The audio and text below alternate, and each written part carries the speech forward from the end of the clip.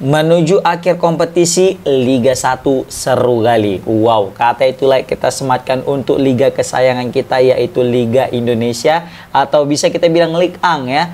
Yang mana betul-betul banyak sekali terjadi drama di akhir-akhir atau di sisa-sisa kompetisi ini, guys.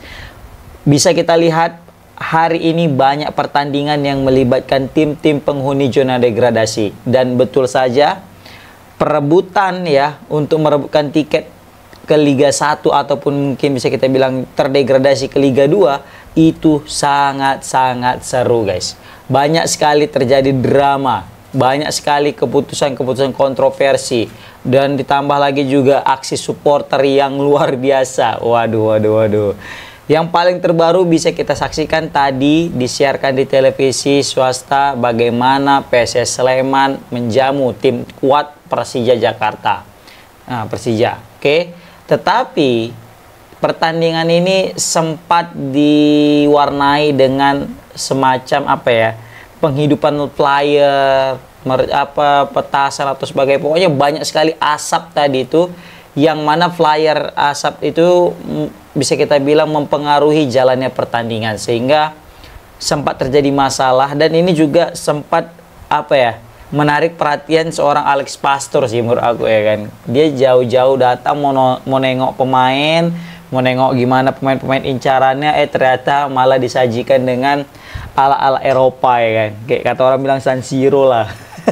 Tapi di sini juga tidak kita benarkan aksi-aksi seperti ini, karena ini juga contoh yang tidak baik ya kan. Walaupun aku paham ini bentuk daripada protes daripada supporter PSS Sleman kepada pihak manajemen yang mungkin dinilai kurang bagus lah dalam kepemimpinannya di musim ini, sehingga PSS Sleman terancam dalam degradasi. Bahkan jika saja besok Semen Padang ya, ini aku buat videonya jam 11:48. Nah, jika aja besok ya Semen Padang menang lawan daripada Persik Kediri, udahlah, wassalam lah itu PSS Sleman. Kemenangan mereka hari ini tuh dinilai tidak akan mampu lagi menyelamatkan mereka, ya kan. Jadi udah pupuslah harapan PSS Sleman dan siap menyusul saudaranya, yaitu PSIS Semarang. Nah, ini merupakan bisa kita bilang ya, hasil yang mungkin tidak mengenakan bagi warga Sleman. Nah, kita berpindah dari Sleman, kita pindah ke pertandingan yang sama juga, yaitu Persis Solo dengan Dewa United. Nah, di sini juga dipantau sama pelatih timnas Indonesia Patrick Kluivert dan juga Denny Lanzat.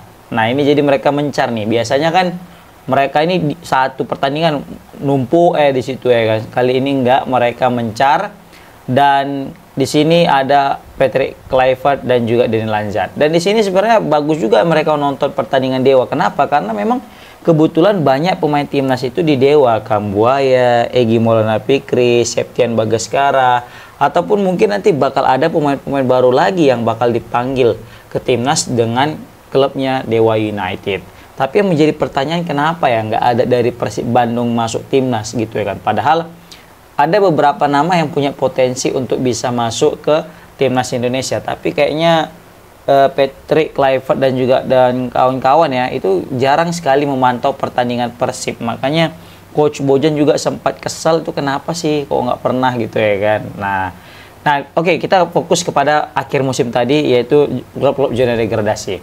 Nah, di sini Persis Solo menjamu Dewa United. Ya, pasti besar harapan Persis Solo bisa dapat poin lah untuk mengamankan posisi mereka di Liga 1 musim depan. Dan ternyata betul aja, mereka sempat tertinggal melalui TS Marukawa, tapi Janadin mampu menyamakan kedudukan jadi skor 1-1. Nah, dengan hasil 1-1 ini, maka praktis poin mereka sudah tidak bisa dikejar lagi sama PSS Sleman, yang mana PSS Sleman dan juga Barito itu cuma punya satu pertandingan lagi, dan Persis Solo satu pertandingan lagi, dan itu tidak akan mampu menggeser Persis Solo guys dari peringkat ke-13 seperti. Jadi Persis Solo udah aman lah ya. Ya walaupun di pertandingan sebelumnya sempat cenak-cenuk juga ya Persis Solo ini kan, karena kemarin kalah dia kan, tapi untungnya bisa menang. Karena kalau tadi misalnya kalah mereka, nah itu masih bisa ada kemungkinan Enggak sih, karena kalau mereka tadi itu kalah juga, poin mereka tetap 35. Nah, kalau 35, mereka tetap juga nggak akan bisa terkejar, seperti itu. Yang besar tadi itu aturannya Barito. Kalau misalnya tadi itu Barito menang 34, nah itu baru agak ngeri-ngeri sedap, kan, Persis Solo. Dah, kita masuk lagi ke yang lain. Aku juga nggak tahu ya kenapa klub-klub yang mau degradasi di akhir musim ini kok jadi makin gacor gitu, kok makin nunjukkan tajinya. Kenapa nggak dari dulu gitu ya kan, biar nggak usah di posisi zona degradasi, kalau bisa jadi posisi juara kan gitu. Ini cuma Persib aja yang konsisten pengen mau juara, yang lain enggak kayaknya. Nah, tadi juga Madura United lawan Bali. Siapa yang nyangka coba Bali United main di kandang kalah 2-0.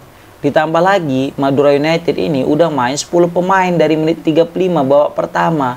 Bisa mereka mempertahankan keunggulan 2-0 mereka dengan 10 pemain, cobalah. Padahal mereka sebagai tim tamu. Nah, ini nih yang aku bilang tadi ini. Tim-tim zona degradasi ini di penghujung laga makin gacor. Jadi makanya makin seru Liga 1 ini di akhir musim, guys. Jadi terasa kali lebih banyak drama di zona degradasi ketimbang di juara. Kenapa? Kalau udah juara, Persib udah nggak tergoyahkan lagi. Walaupun sempat kemarin sebelum mendapatkan juara, banyak juga ada drama-drama ya kan, antara Dewa, Persebaya dan juga Bandung ya, Persib Bandung. Oke. Nah, di sini juga dengan kemenangan ini maka Madura udah fix lah. Udah 36 poinnya kan. Karena kalau tadi misalnya kalah mereka 33, dan itu besar kali peluang daripada Madura bakal degradasi. Seperti itu teman-teman. Oke, jadi selamat kepada Madura, selamat kepada Persis, dan ini cenat-cenut untuk PSS Sleman. Baru juga ini aku bingung ini Persija kok dia sering kali kalah sama tim-tim yang penghuni zona degradasi gitu kan. Kayak kemarin lawan Semen Padang juga mereka kalah. Ini lawan PSS Sleman mereka juga kalah gitu kan. Padahal mereka ini pemain bintang. Seperti itu. Bahkan mereka juga sempat ini ya menyamakan kedudukan, dan aku pikir udah seri nih dapat poin lah Persija ya kan. Rupanya enggak. Karena kalau misalnya Persija tadi dapat poin maka langsung naik peringkat 6. Bayangkan sekarang Persija terperosok ke peringkat ke-7, padahal mereka sempat di runner up loh saat itu kan. Nah, kemudian kita masuk ke klub terakhir. Nah, ini klub yang paling menyesakkan lah ya kan. Menyesakkan atau bisa kita bilang buat kesel lah mungkin pendukungnya. Kenapa? Karena Barito Putra main di kandang tapi habis dibantai sama PSM Makassar. Pasti ini supporter Barito lagi kesal, lagi nyesek ya kan dadanya. Kenapa? Karena tim mereka itu bakal selangkah lagi terdegradasi. Bukan apa-apa ya, Barito ini kan tim kaya gitu. Kalau misalnya kayak PSS Sleman yang bukan PSS Sleman, PSIS Semarang yang gara-gara finansial mereka terdegradasi, ya itu mungkin wajar.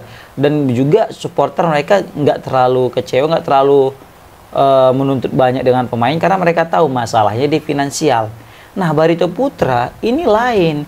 Dia itu klub kaya. Mereka itu juga banyak pemain bintang. Tapi mereka terus dari musim ke musim itu berjuang untuk lepas dari zona degradasi. Dan kayaknya tahun ini itu bakal menjadi lebih sulit. Kenapa? Karena mereka juga besar kemungkinan akan terdegradasi. Andai saja sama halnya dengan PSS Sleman, jika Semen Padang nanti menang lawan Persik Kediri, maka tamatlah sudah riwayat Barito Putra. Padahal seharusnya Barito tadi itu bisa menang lawan PSM. Tapi apalah, rezeki enggak rezeki kan. Dan PSM juga menggila. Kayaknya PSM ini ingin membuktikan bahwasanya mereka mungkin saking kesalnya gitu ya kan dengan adanya kasus iuran, mereka nggak bisa ngatur jadwal pertandingan, dan banyak kesalahan-kesalahan keputusan wasit yang mungkin dinilai kurang pas ketika menghadapi PSS Sleman kemarin. Jadi mereka itu kayak mau siapapun lawannya mau bantai-bantai aja bawaannya, dan terbukti langsung ya kena bantai 4-1 gitu kan. Dan di sini juga kita menyoroti dengan wasit asing. Kayaknya memang udah saatnya sih kita pakai wasit asing untuk menghindari yang namanya keputusan-keputusan yang kontroversi seperti itu teman-teman.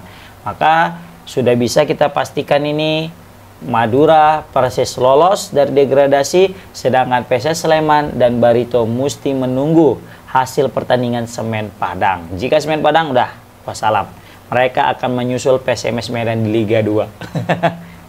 Oke guys, komen di kolom komentar gimana pendapat kalian guys tentang makin serunya Liga 1 di akhir kompetisi. Kira-kira apa yang membuat tim-tim zona degradasi ini makin gacor di akhir kompetisi, guys? Komen di kolom komentar. Assalamualaikum warahmatullahi wabarakatuh.